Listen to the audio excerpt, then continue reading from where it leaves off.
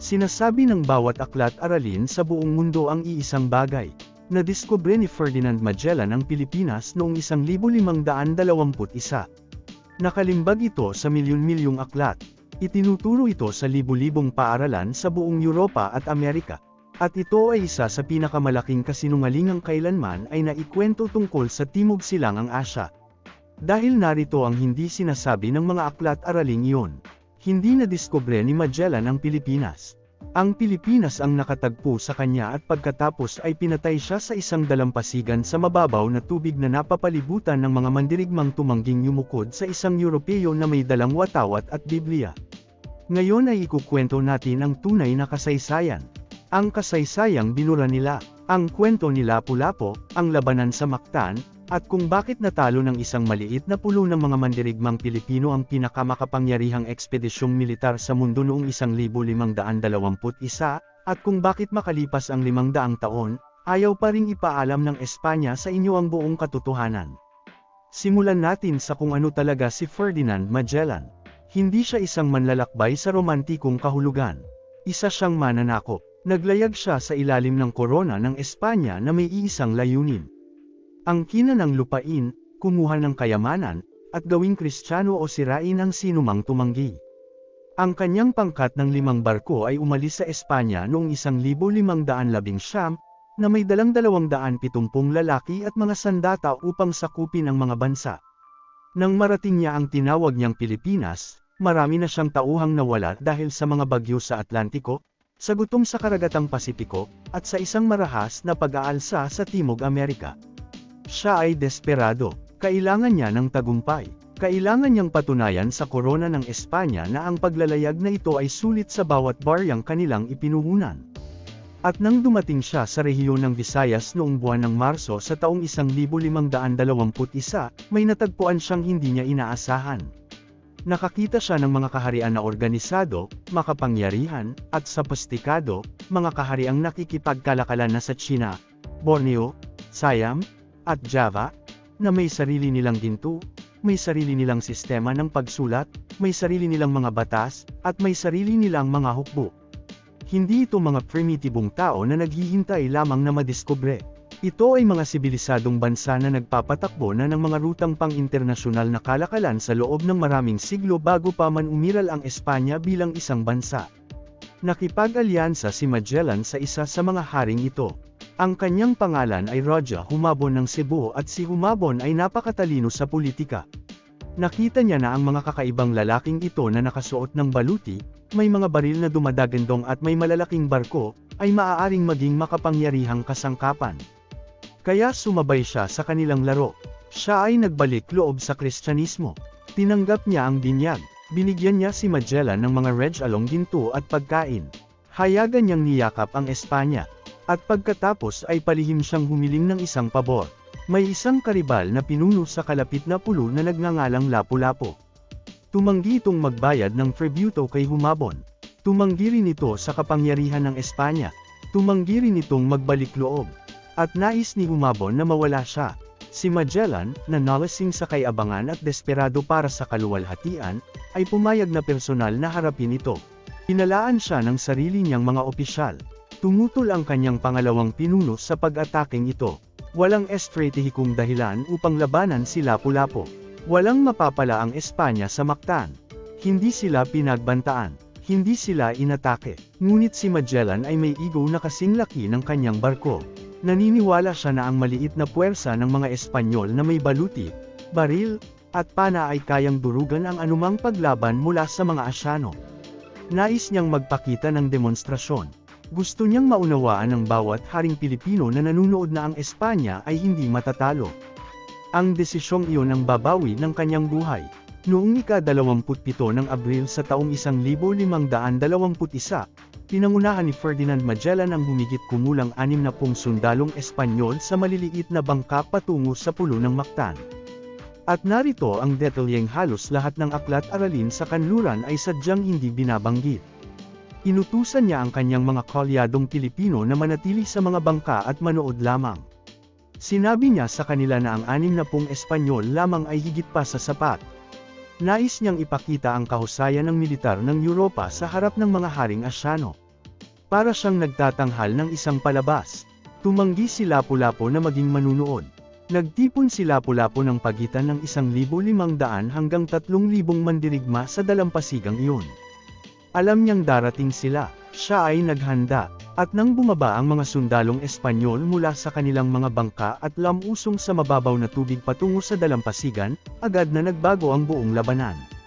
Sinira ng mga bahura ng Corley ang kanilang pormasayon. Pinabagal ng mababaw na tubig ang kanilang mga binti na nababalutan ng baluti. Ang kanilang mabibigat na bota at bakal na baluti sa dibdib ay naging pabigat. Inatake ng mga mandirigmang Pilipino mula sa lahat ng direksyon gamit ang mga sibat, kalasag, mga palasong may lason, at napakaraming bilang ng mandirigma. Ang mga baril ng mga Espanyol ay pamalya dahil sa alat ng tubig dagat. Ang kanilang mga pana ay hindi na muling maikasa ng sapat na mabilis, at patuloy na dumagsa ang mga mandirigma ng Mactan, alon pagkatapos ng alon, hindi mapipigilan. Si Magellan mismo ay tinamaan ng isang palasong may lason sa binti. Pagkatapos ay tinamaan ng sibat na kawayan sa mukha, at saka ng mga talim mula sa maraming mandirigma habang siya ay natitisad sa tubig. Ang kanyang sariling mga sundalo ay umatras pabalik sa mga bangka. Iniwan nila si Ferdinand Magellan upang mamatay sa mababaw na tubig ng isang dalampasigan sa Pilipinas, napapalibutan ng mga mandirigma ng lalaking kanyang minamaliit. At doon sa tubig na iyon, ang pinakadakilang tagapagdala ng barko sa Europa noong ika-16 na siglo ay huminga ng kanyang huling hininga. Hindi bilang mananakop, hindi bilang taga-discover, kundi bilang isang taong nagkamali ng nakamamatay na akala na maaaring takutin ang mga Pilipino upang sumuko. Ngayon, pag-isipan ninyo ito. Hindi lamang ito kwento ng militar. Isa itong kwento tungkol sa pagkakakilanlan, tungkol sa kung ano ang ibig sabihin ng maging Pilipino. Hindi nakipaglaban si Lapu-Lapu kay Magellan dahil siya ay isang marahas na tao. Nakipaglaban siya dahil naunawaan niya ang isang bagay na inabot pa ng Europa ng 500 taon bago tanggapin. Walang dayuhang kapangyarihan ang may karapatang pumasok sa iyong lupain at hilingin na ikaw ay sumuko. Hindi siya rebelde, hindi siya mabangis na tao. Isa siyang pinuno na may sariling kapangyarihan, isang tagapagtanggol ng kanyang bayan. At nang matapos ang labanan, siya ang nagwagi. Isang pinunong Pilipino na walang pulbere ng baril, walang bakal na baluti, at walang mga barkong pandigma ang tinalo ang pinakaabansadong ekspedisyong militar na ipinadala ng mundo sa Asya. At hindi doon nagtapos ang mga kahihinatnan. Matapos mamatay si Magellan, ang mga natitirang Espanyol na nakaligtas ay sinubukang panatilihin ang kanilang alyansa. Ganap silang nabigo. Si Raja Humabon, ang mismong haring nag-anyaya sa kanila at nagbalik loob sa Kristyanismo, ay bumaling laban sa kanila. Nag-organisa siya ng isang piging, inimbitahan ang mga opisyal na Espanyol na pumunta sa Pampang, at pinapatay ang marami sa kanila sa loob lamang ng isang gabi. Ang pangkat ng mga barkong umalis mula sa Espanya na may 5 barko at 270 lalaki ay umuwi na may eksaktong 1 barko at 18 nakaligtas. 1 barko at 18 lalaki. Iyan ang tunay na wakas ng ekspedisyon ni Magellan. Hindi tagumpay, hindi pagtuklas, kundi ganap at lubos na pagbagsak na isinagawa ng mismong mga pinunong Pilipino na sinubukang gamitin ng mga Espanyol. Ngunit narito ang katotohanang itinago ng kanlurang mundo sa loob ng 500 taon. Ang kwento ng kabiguan ni Magellan ay nagbanta sa buong kolonyal na salaysay. Kailangan ng Espanya na paniwalaan ng Asya na sila ay hindi matatalo. Kailangan ng Espanya na paniwalaan ng Europa na ang mga tao sa silangan ay walang magagawa kung wala ang sibilisasyon ng Europa. Kaya binago nila ang kwento. Tinawag nilang martir si Magellan. Tinawag nila ang kanyang kamatayan na isang marangal na sakripisyo.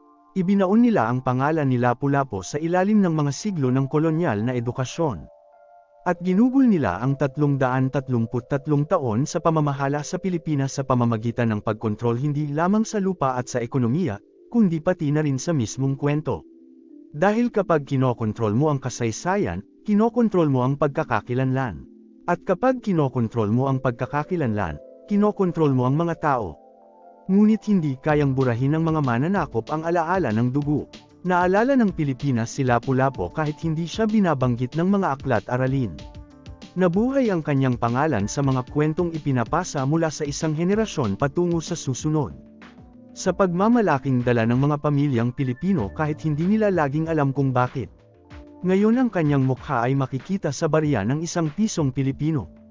Ang kanyang estatwa ay nakatayo sa daungan ng Cebu. Ang lungsod ng Lapu-Lapu sa Mactan ay nagdadala ng kanyang pangalan. Dahil pinili ng isang bansa na parangalan ang lalaking nagwagi, hindi ang Europeyong dumating upang kumuha. Kaya narito ang tanong na kailangan mong dalhin matapos mong mapanood ito. Kung nanalo si Lapu-Lapu, kung ang Pilipinas ay nakikipagkalakalan na sa buong mundo sa loob ng maraming siglo bago pa dumating ang Espanya, kung ang mga kahariang Pilipino ay mayroon ng ginto at sistema ng pagsulat at organisadong pamahalaan, kung gayon ano nga ba ang nadiskubre ni Magellan? Ano nga ba ang kanyang natagpuan na wala pa noon? Ang sagot ay wala. Nakakita siya ng mga bansa na hindi nangangailangan sa kanya. Nakakita siya ng mga taong ayaw sa kanya. At nakakita siya ng mga mandirigmang handang patunayan iyon gamit ang kanilang buhay. Hindi nadiskubre ni Magellan ang Pilipinas. Dumating siya sa isang sibilisasyong umuunlad na sa loob ng libu-libong taon. Siya ay natalo ng mga tagapagtanggol nito, at namatay siya sa mga tubig nito. Hindi kailanman nawala ang Pilipinas. Hindi ito naging primitibo. Hindi ito naghihintay na mailigtas. Dakila na ito noon pa man, matagal bago pa man may banyagang barkong lumitaw sa abot tanaw nito. At panahon na upang malaman ng mundo ang katotohanan iyon. Ibahagi ito sa bawat Pilipinong kilala mo, dahil ang kwentong ito ay hindi pag-aari ng Espanya. Ito ay sa inyo.